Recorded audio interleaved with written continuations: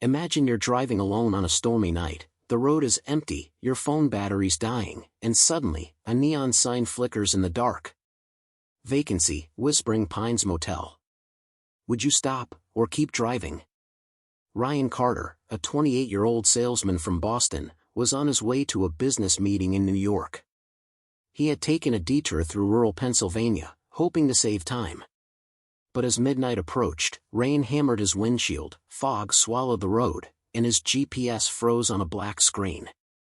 Just when panic began to set in, a glowing sign appeared through the mist. Whispering Pines Motel, vacancy. The old-fashioned sign buzzed and crackled, some letters broken, but Ryan felt relief wash over him. He pulled in. The parking lot was nearly empty, just a single black SUV parked near the office. Inside, the motel lobby smelled faintly of mildew. An old woman sat behind the counter, her smile too wide, her eyes oddly blank. "Welcome," she rasped. "We've been expecting you." Ryan frowned. Expecting me? He hadn't told anyone he was coming. But he was too exhausted to argue. He signed the guest book, noting something strange. The last entry was from 1978. Room 6 smelled of damp wood and something metallic, like rust, or blood. The wallpaper peeled, the lamp flickered, and the bed creaked as though someone had just gotten up from it. Ryan tried to sleep, but whispers seeped from the thin walls. At first, he thought it was a TV in the next room, but when he pressed his ear closer, the voices became clearer. "Don't stay here. Get out before sunrise." His heart pounded. He grabbed the phone to call the front desk, but the line was dead. Worse, when he checked his cell, no signal. At 3:07 a.m., the door handle rattled. Slowly, it turned. Ryan froze. Then, nothing. Silence. When he finally dared to open the door, the hallway was empty. But muddy footprints, bare feet, led away from his door toward room 9. By morning, the storm had cleared. Sunlight made the motel seem almost normal.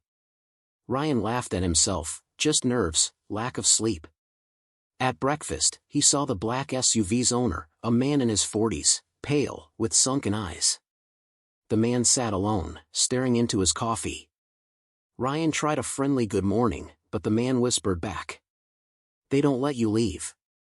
Ryan's blood ran cold. "What do you mean?"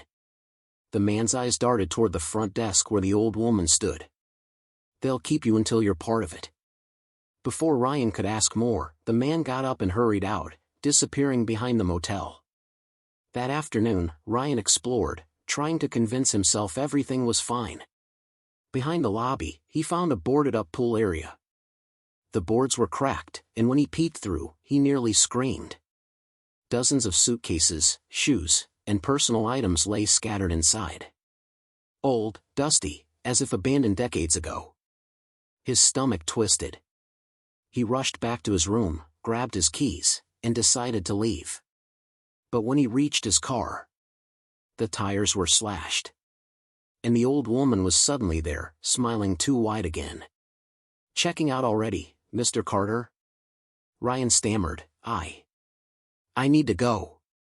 She leaned closer and whispered, her breath foul. "No one leaves until they've listened." That night, the whispers returned, louder, clearer. This time, they came from inside his room. Ryan's eyes darted to the mirror. The reflection was wrong. His own face stared back, but behind him, shadowy figures crowded the room. Dozens of them. Men, women, children, all with hollow eyes and pale skin. They began whispering in unison. "Stay with us, forever." Ryan screamed, smashing the mirror. The figures vanished. But blood trickled from the cracks of the glass. Desperate, Ryan ran to room 9, the one the footprints had led to. He banged on the door. It creaked open. Inside, he found the pale man from breakfast, sitting on the floor, rocking back and forth. "They got me years ago," the man muttered. "I tried to warn you. Now it's too late." Before Ryan could react, the man's skin began to peel away, revealing nothing but a dark, writhing shadow underneath. It lunged at him. Ryan bolted, sprinting through the hallway, past the lobby, into the rain. He didn't stop until headlights blinded him. A passing truck driver skidded to a halt. "Hey! You okay, kid?" Ryan turned back. The motel was gone. Nothing but an empty field stood there. Days later, Ryan told the police what happened. They dismissed it as hallucination, shock from exhaustion. But an officer pulled him aside, whispering, "You're not the first. Every few years, someone reports a motel there. Always the same name, Whispering Pines. It burned down in 1978. 13 guests died inside. Nobody ever leaves unchanged." Ryan still drives for work. But every time he passes an empty road at night, he swears he hears whispers in the wind, calling his name.